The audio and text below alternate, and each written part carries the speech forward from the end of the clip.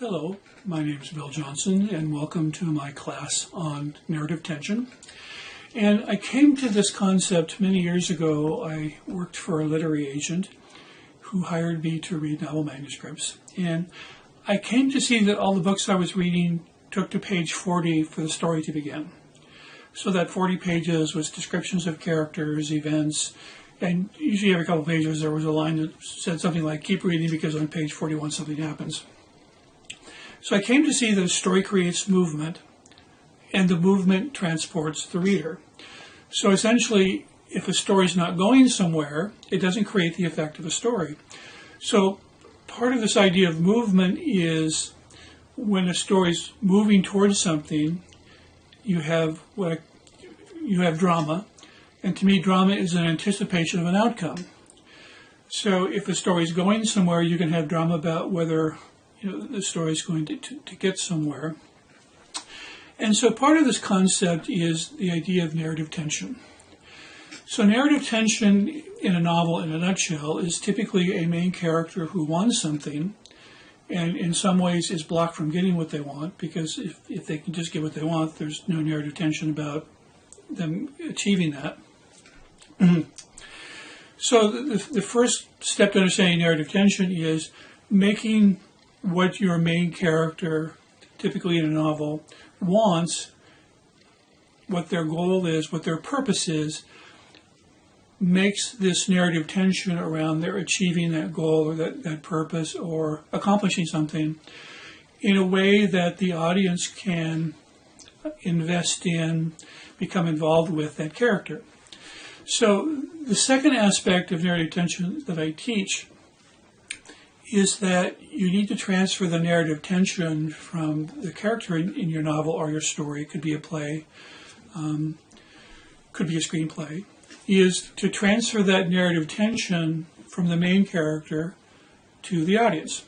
Now, once your audience has internalized the narrative tension of whether some character is going to achieve their goal or accomplish something, then the novel or the work, the story becomes compelling. So anytime you see a hugely popular, successful story, you are generally looking at a chronicle of narrative tension. So I'm going to start using an example from Harry Potter, because Harry Potter is storytelling 101, narrative tension 101. In Harry Potter, all the narrative tension is transparent. It's on the surface. So what the Harry Potter novels are about for Harry is it's a story about his wanting to fit in. So you see, I don't start by telling you that Harry Potter's 12, he has black hair, he has glasses that are taped together. I don't tell you about the Dursleys, because to understand Harry Potter's narrative tension, it's also a concept that reaches out to connect the other characters. So in Harry Potter's world, the larger dynamic is about pure blood versus mixed blood. And of course, Harry Potter, embodies the people that think it's okay for, wizards to come from mixed parentage. And so you see the conflict, because Harry embodies that, he is in conflict with the other side, the people that believe that there should not be this mixture of pure and mixed blood in the magical community. So you see, we can talk about the narrative tension in Harry Potter just in terms of what is this a story about. So this also reaches out into the Dursleys. Now, the Dursleys' narrative tension is that they want to appear normal. And the threat to their desire to appear normal is Harry Potter. So do you see, you see where the creation of the Dursleys comes from? It's not just about what they look like or what they're doing to Harry. It's because the narrative tension is they want to appear normal, and Harry is a threat to that. So you see, and we can go out to the other teachers. In one of the books, there's a teacher he's a werewolf, but he doesn't want the other teachers to know, because if the other teachers know, he won't fit in. So you see how this issue of fitting in and the narrative tension around it reaches out. It's the part of the bedrock of the Harry Potter novels. And again, I use it as an example because it is transparent and clear. Now I'm going to move to an example from contemporary fiction. There's the novel Lolly Winston's Good Grief. And so at the beginning of this novel, what Good Grief is, there's a widow, a young widow, and her husband's just died. And she's told that she needs to get to a place where she experiences good grief, where she's able to grieve her husband, the loss of her husband, and move on. Except at the beginning of this novel, she can't move on. So the beginning of the novel is, she relates where she was driving home, and there was something she wanted to tell her husband, and she was in such a hurry to tell her husband that she drove into the garage without opening the garage door. You see, that's an example of bad grief.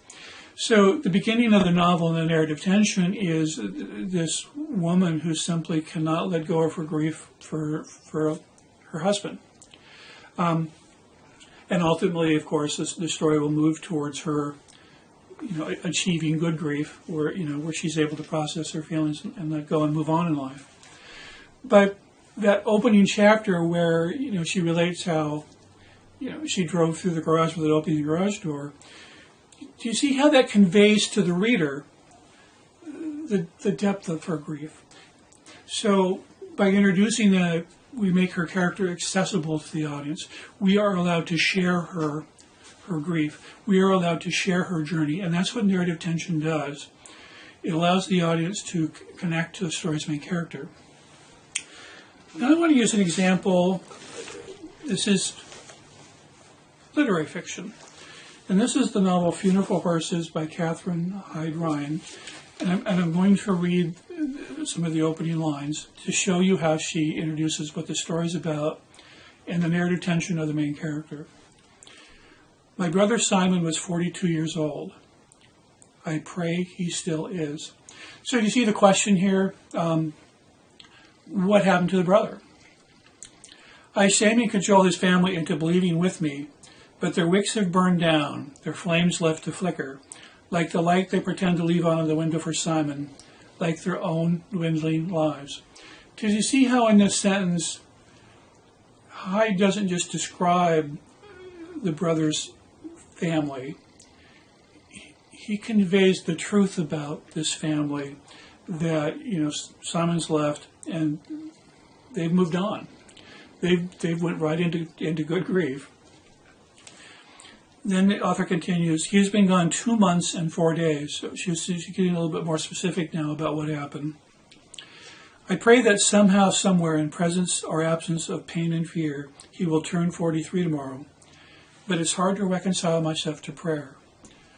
So the question here is, why is it hard for the narrator to reconcile herself to prayer? And then it continues, as a young girl, I decided, in light of prevailing evidence, that a child does not fall under God's jurisdiction until age 18. No one taught me this theory. It was my own carefully researched conclusion. After all, you can't vote or fight a war until that age. And to assume God washes his hands of our affairs until then settled a number of otherwise troubling questions. The great thing about this novel is she never tells you why the narrator assumed that God has nothing to do with your life until you turn 18, that there is no answer to prayers. And the answer to that question that's conveyed, implied, but never spelled out is, this girl was abused by her father. And her brother was her protector.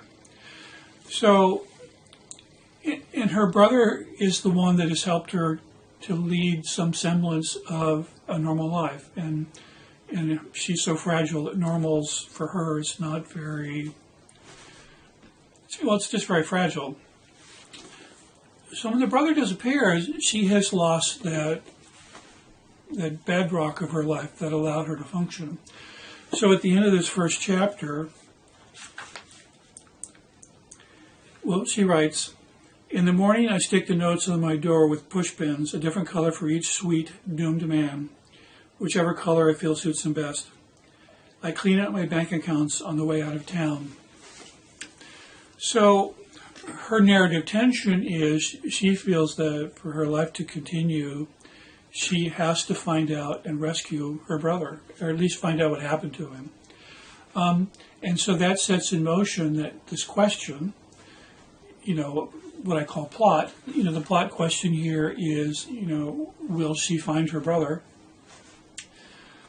But the deeper question is, will she be able to maintain her sanity? Will she be able to continue to function without the support her brother provided? And in the fulfillment of the stories, what I would call the fulfillment of the story's promise, it's very moving. I mean, she does ultimately find the brother. And what she realizes when she found the brother was he was just as damaged as she was. And she realizes that she can in turn help him. Great novel. Her novel, Pay It Forward, was, turned into the movie. So this novel, Funeral for Horses, it's another issue, what I call dramatic truth, where you set out what a character, who they are, what they want, what drives them, and that's part of that issue of narrative tension. There's a novel that I love to use as an example of narrative tension and writing, and that novel is Prince of Tides. And the opening lines of Prince of Tides is, "My wound is geography. It is also my anchorage, my port of call." So you see the author doesn't start by describing the narrator or the main character of the novel. She starts out by setting out what creates his narrative tension. So we have a character who's wounded, but he's wounded by that which comforted him in life. So if you're wounded by that which comforts you, how do you leave it behind? And so what happens in this novel now, with those two lines, she then describes, well, I'll read just a couple lines. "I grew up slowly beside the tides and marshes of Colleton. My arms were tawny and strong from working long days on the shrimp boat in the blazing South Carolina heat. Because I was a wingo, I worked as soon as I could walk. I could pick a blue crab clean when I was 5. I had killed my first deer by the age of 7, and at 9 was regularly putting meat on my family's table. I was born and raised on a Carolina sea island, and I carried the sunshine of the low country inked in dark gold on my back and shoulders. As a boy, I was happy above the channels, navigating a small boat between the sandbars with their quiet nation of oysters exposed on the brown flats at the low water mark. I knew every shrimper by name, and they knew me, and sounded their horns when they passed me fishing in the river." What this paragraph answers is what made this place his anchorage, his port of call. So this is what makes this novel organic. By starting with those two sentences, my wound is geography, it is also my anchorage, my port of call, this subsequent paragraph answers that question. But you see, if you hadn't started with those two lines, if you simply started with, "I grew up slowly beside the tides and marshes," it would be a description of a place, but it wouldn't have a context for what it means. So by establishing the character's narrative tension, what follows has a context. It has meaning. And so that's the problem with starting a novel without conveying the main character's narrative tension, is because the audiences cannot assign meaning to the description.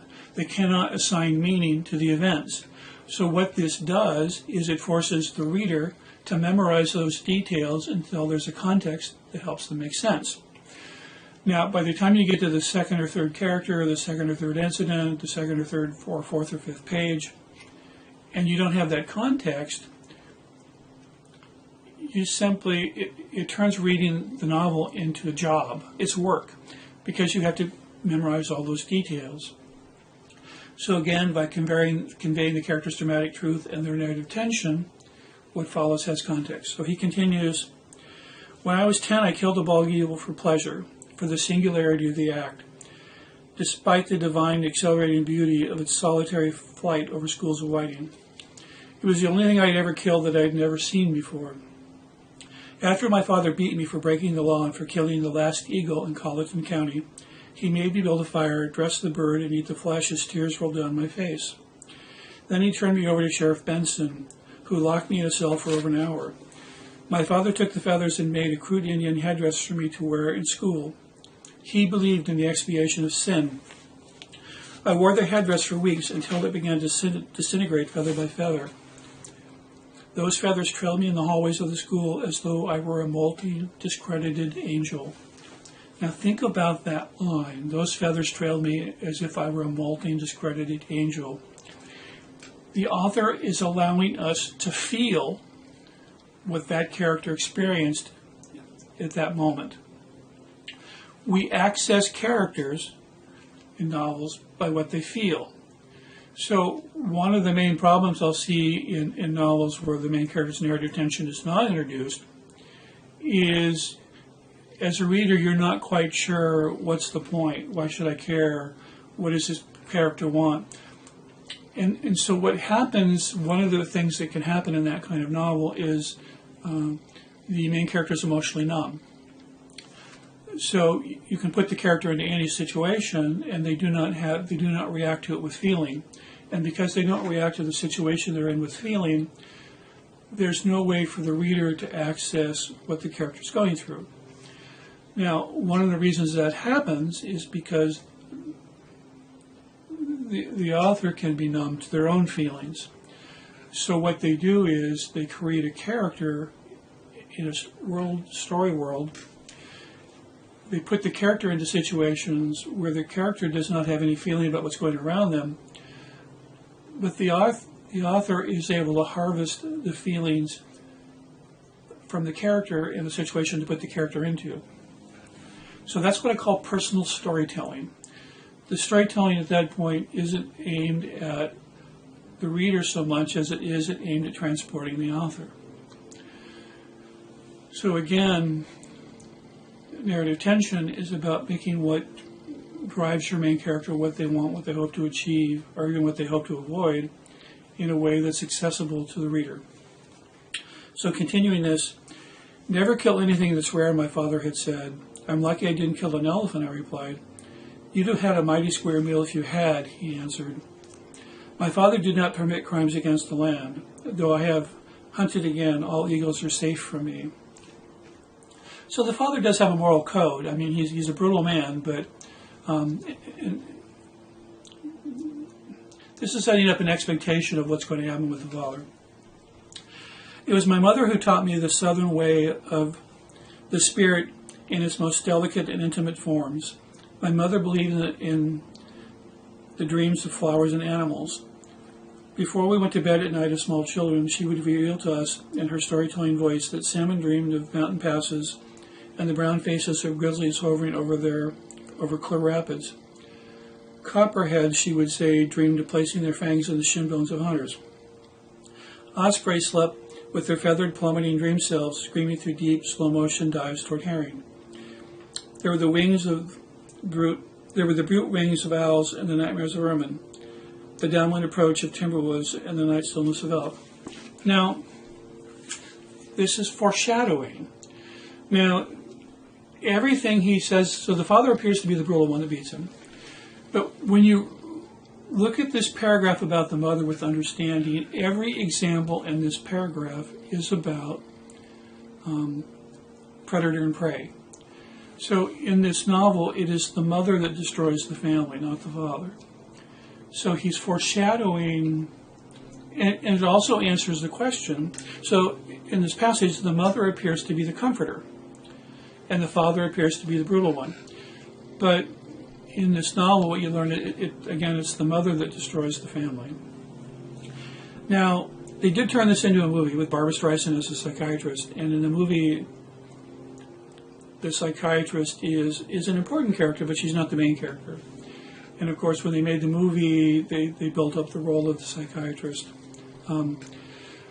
So there are different ways to tell a story. If you go into it expecting the novel, you get a version of the novel, but not quite the novel that Conrad wrote. So your assignment for this week is I want you to pick a popular novel, popular story, and look at those opening pages and see how the author conveys the narrative tension of the main character.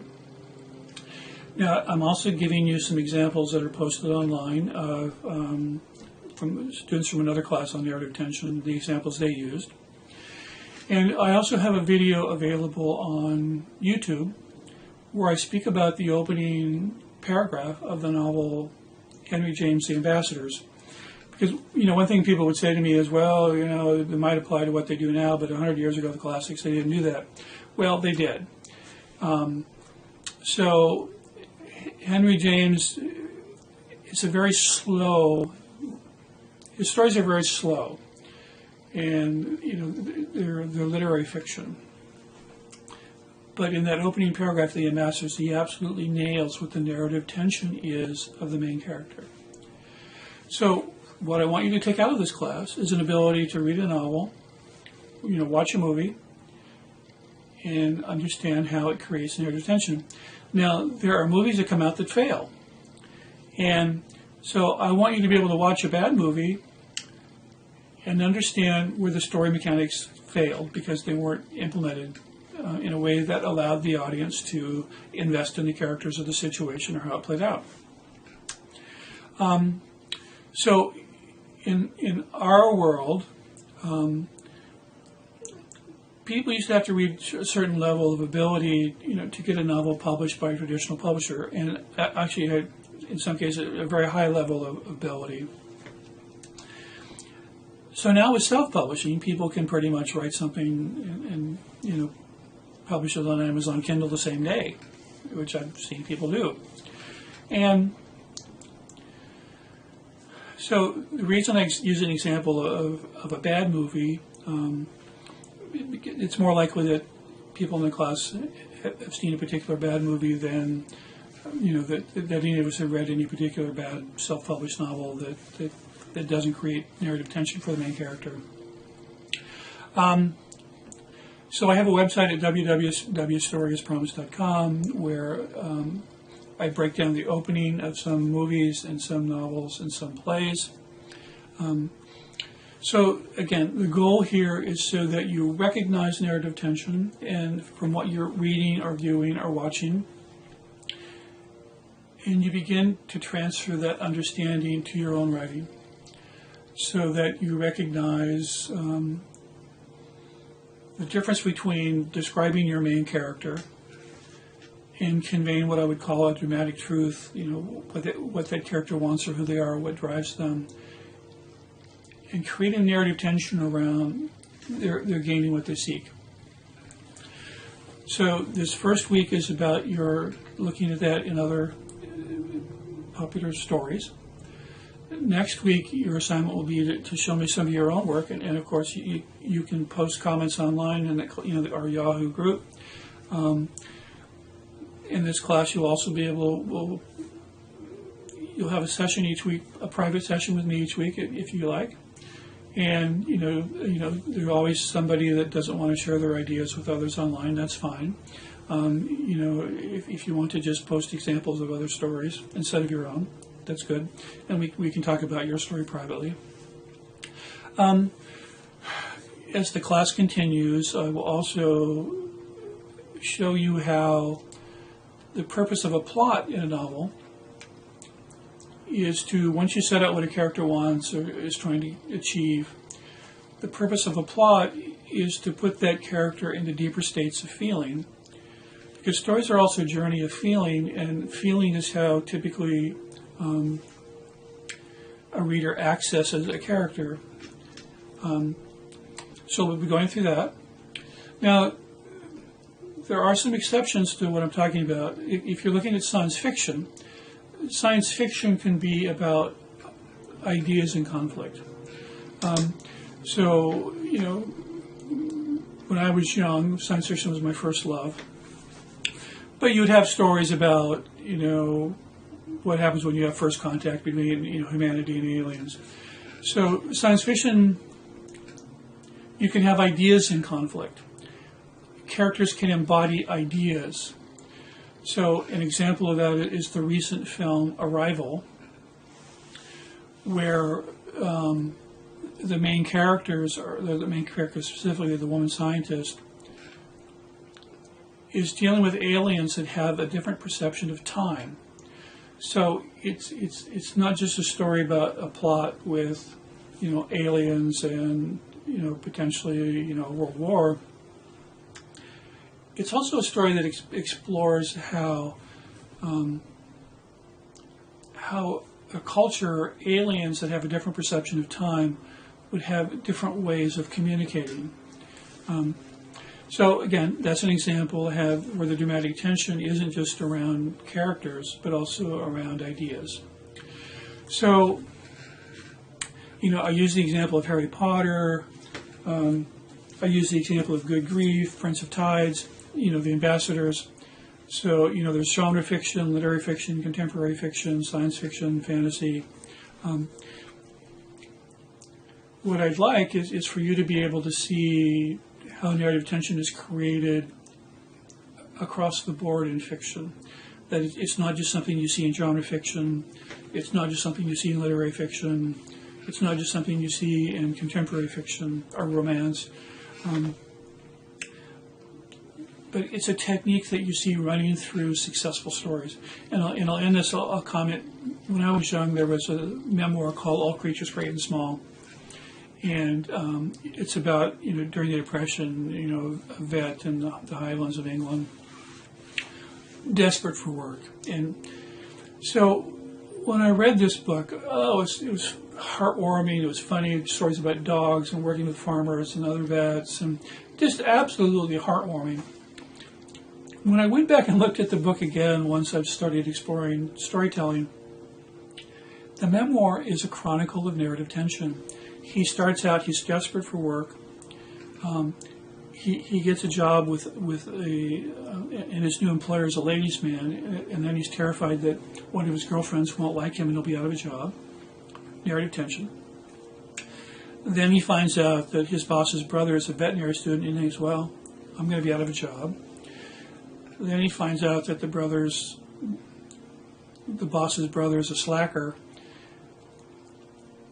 Will the slacker drag him down too, or will he get blamed for some of the many misdeeds of the brother? The farmers continually, when he's new, play practical jokes on him, and plus he doesn't know whether he's going to be able to, he'll be blamed if an animal dies. And then he meets the daughter of the most wealthy farmer in the area, and this farmer's idea is that his daughter will marry the son of the next most successful farmer. And so when he starts going out with the daughter and falling in love with her, will he lose his job if this farmer complains to his boss? So on the surface, heartwarming, lovely stories about animals and dogs and cats and eccentric old people and budgies, but underneath, by God, it's just an absolute chronicle of narrative tension. So, to conclude, I'm teaching you in a way to draw back the curtain in what makes stories work or not work. This is for you. I have had people in writing groups go out and say, hey, I just learned this concept about narrative tension and I want to share it with everybody. If you do that, there's a strong possibility you will be mocked mercifully. One of the common wisdoms out there is that you can't teach storytelling, that you can't teach an understanding of storytelling, that you either get it or you don't. And I teach there are things you can understand and apply to your writing to improve your writing. And so just be aware if you go out and want to share this idea with others that you can learn, you're going to run into a whole body of people that say that's impossible and they will mock you. But this is a journey, and again, my goal is that you gain an understanding that you can apply to all of your writing and apply to your life. So I look forward to seeing your comments and observations and your examples. Thanks.